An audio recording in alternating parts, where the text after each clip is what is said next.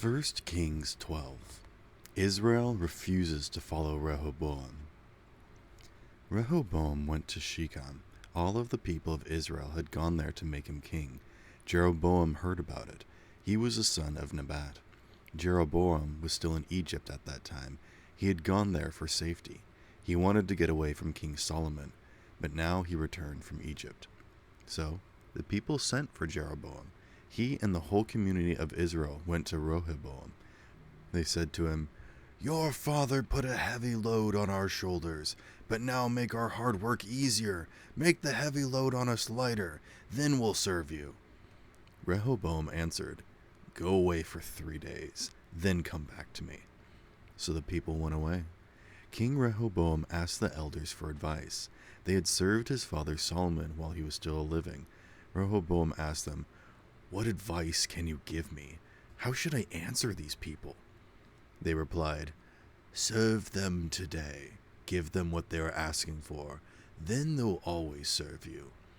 But Rehoboam didn't accept the advice from the elders gave him. Instead, he asked for advice from the young men who had grown up with him and were now serving him. He asked them, "What's your advice? How should I answer these people? They say to me, 'Make the load your father put on your shoulders lighter.'"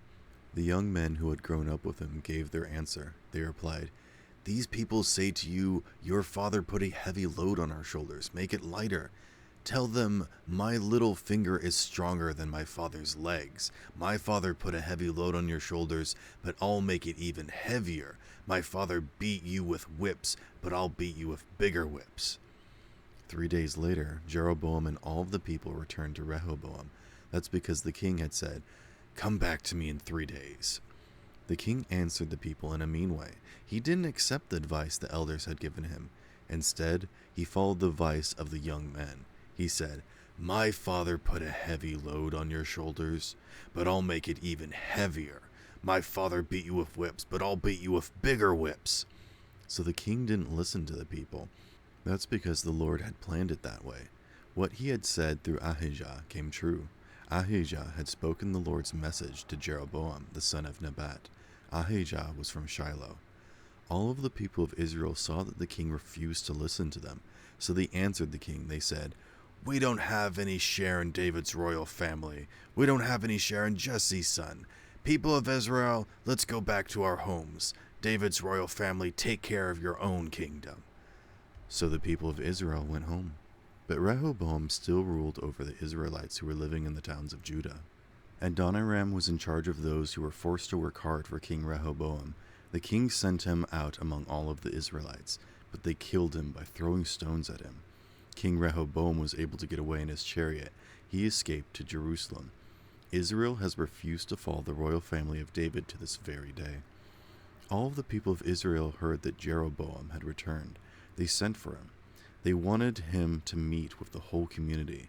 Then they made him king over the entire nation of Israel. Only the tribe of Judah remained true to David's royal family. Rehoboam arrived in Jerusalem.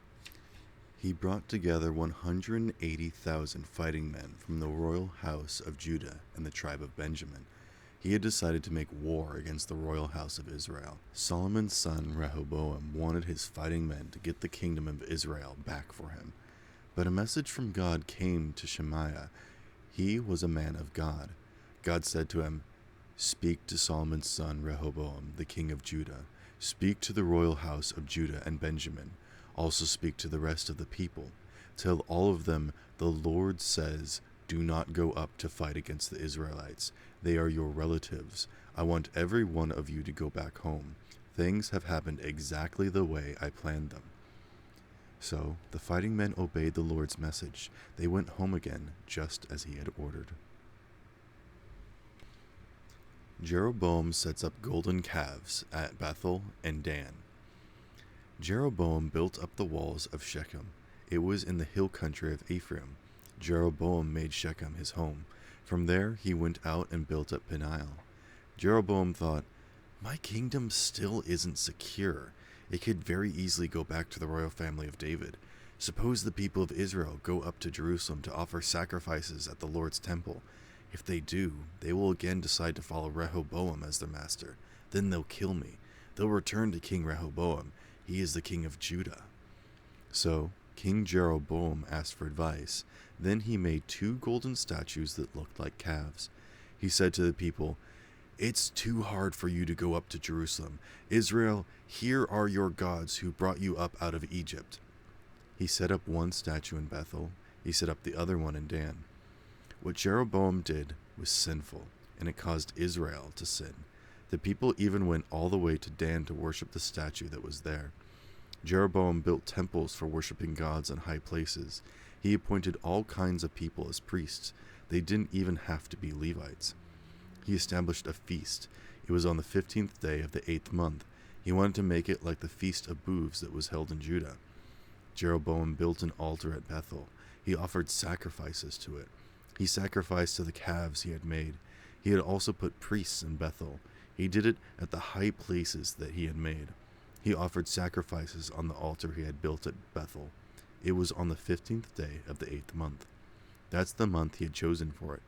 So he established the feast for the people of Israel, and he went up to the altar to sacrifice offerings.